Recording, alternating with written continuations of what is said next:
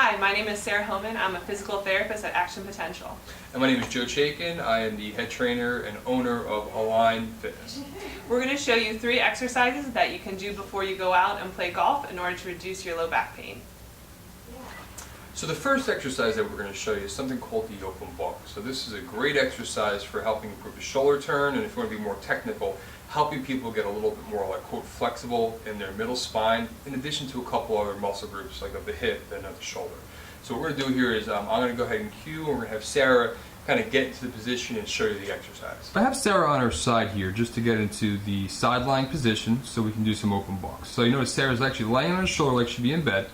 And what she's going to do is she's going to take her top knee up, in this case your left, and take it actually as high as the hip. What we're going to do today, for those of you who aren't quite as flexible, she's going to put the knee on top of a ball. That way she has an easier time staying connected there. So from this position, she has her other leg essentially straight. A little bend at the knee is no big deal, but in general, again, that left knee as high as the hip, connected. And from this position, what she's going to do is she's going to reach her left arm forward. And from here, really, it's just a big torso turn as far as she can, but keeping that other knee connected to the ground. Just trying to get as far as she can. So you have 2 options here. You can pause here for a period of time, maybe 30 seconds, or do multiple pulses. Sarah, why don't you open up one more time? So again, you notice the knee stays put.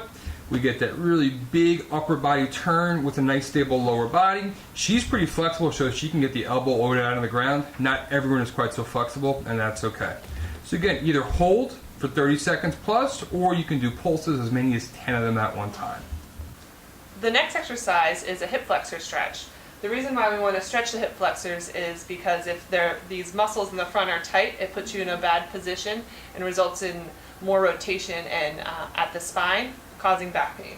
So Joe's in the position we want for this stretch. What he's going to do is he's going to lunge forward, feeling the stretch in the front of his leg here.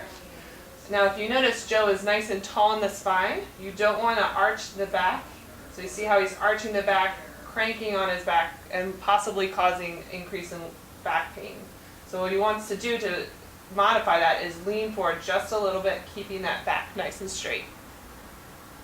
So how long you want to hold this stretch? A good 30 seconds at least, if not more.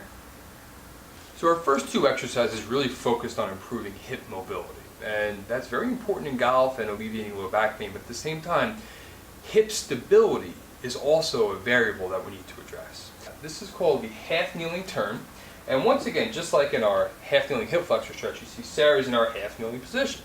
So positioning on this really is key. So Sarah is on this left knee, and this thigh is straight up and down. So in other words, she's not shifting her hips forward like she's in that half kneeling hip flexor stretch, but instead she's right at neutral.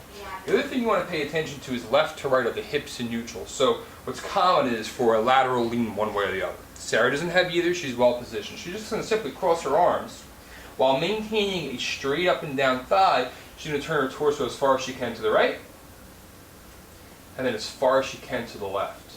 So while she's nice and mobile and turning up top, we're creating stability, and she might actually feel a little bit of work in the front of the thigh. So if you have a slight burn in the quadricep and hip flexor area, that's actually an indicator you're in a great position. So for here, I'd say 1 set each way, as high as 10 repetitions, and we're alternating our turn right and left. And that'll help improve your hip stability.